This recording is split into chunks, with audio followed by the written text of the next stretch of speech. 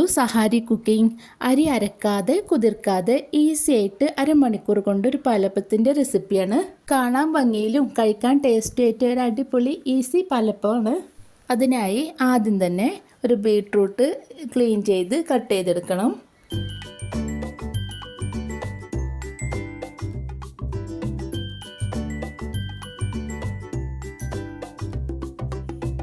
ചെറുതായി കട്ട് ചെയ്ത ബീട്രൂട്ട് മിക്സിൻ്റെ ചെറിയ ജാറിലിട്ടൊന്ന് നന്നായിട്ടൊന്ന് അരച്ചെടുക്കുക.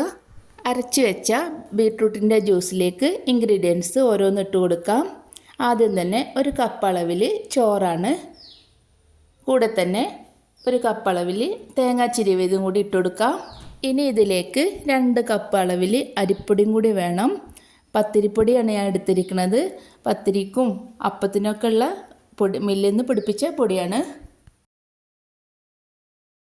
ഇനി ഇതിലേക്ക് 1 ടീസ്പൂൺ അളവിൽ പഞ്ചസാരയും ആവശ്യത്തിന് ഉപ്പും 1/2 ടീസ്പൂൺ ഇൻസ്റ്റൻറ്റ് ഈസ്റ്റും കൂടി ചേർത്ത് നന്നായിട്ടൊന്ന് മിക്സാക്കുക. മിക്സാക്കാൻ ബുദ്ധിമുട്ടുള്ളതുകൊണ്ട് ഞാൻ ബൗളൊന്ന് മാറ്റിയതാണ്.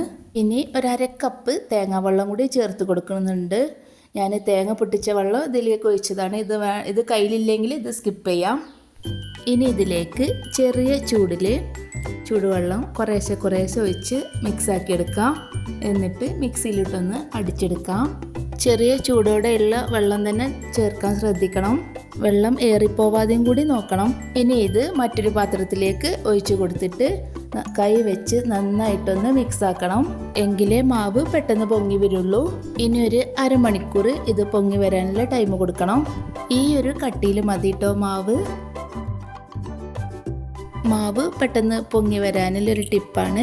വലിയൊരു പാത്രം എടുക്കുക. അതിൽ പകുതിയോളം ചെറിയ ചൂടിൽ വെള്ളം ഒഴിച്ചിട്ട് അതിലേക്ക് മാവ് ഒഴിച്ച പാത്രം ഇറക്കി വെച്ച് മൂടി വെക്കുക. മാവ് പൊങ്ങണില്ലെങ്കിൽ ഈ രീതിയിലൊന്ന് ട്രൈ ചെയ്ത് നോക്കണേ. അരമണിക്കൂർ കൊണ്ട് തന്നെ സെറ്റായി വന്നിക്കണ്. ഇനി ഇതിലേക്ക് 2 ടേബിൾ സ്പൂൺ വെളിച്ചെണ്ണ ഒഴിച്ച് മെല്ലെ ഒന്ന് ഇളക്കി മിക്സാക്കി കൊടുക്കുക. ഈ ഒരു കളറ് കാണാൻ തന്നെ നല്ല ഭംഗിയാണ്.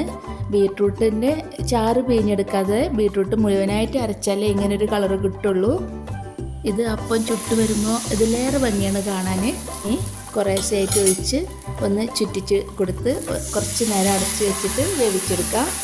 ബബിൾസ് വന്നതിന് ശേഷം വേണം മൂടി വെക്കാൻ. ഓരോന്നായിട്ടും നമുക്ക് ചുട്ടെടുക്കാം.